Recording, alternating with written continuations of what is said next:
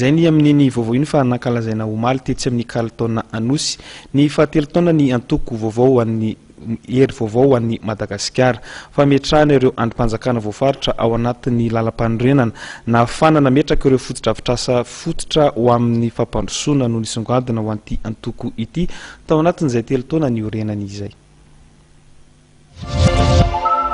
Telo taona nahafahana nametraka ireo andrim-panjakana voafaritra ao anatin'ny lalam-panorenana ary nahafahana ihany koa nametraka ireo foto-drafitr'asa fototra ho an'ny fampandrosoana.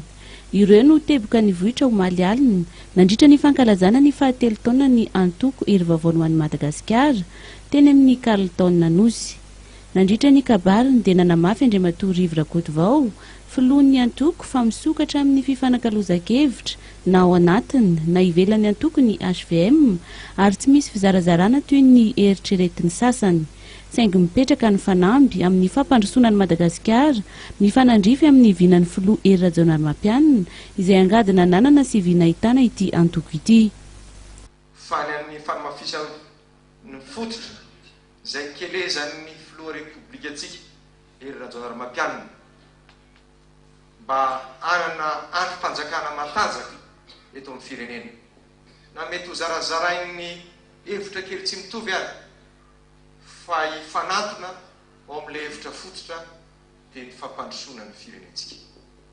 Ary anisan'ny tanjona lehibe napetraky ny filoha-mpanorona Hery Vaovao ny anamafy oronan'izay ireo andrim-panjakana izay mijoro eto amin'ilay antsika fotoana izao.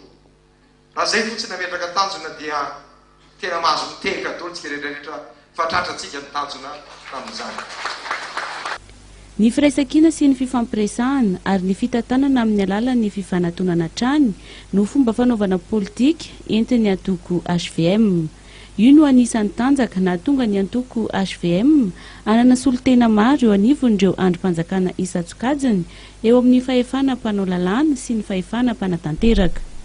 Tonga nanatrika ity lanonana fankalazana ny fahatelo taona ny antoko ity ireo parlementaira sy mpikambana ao anatin'ny gouvernemanta.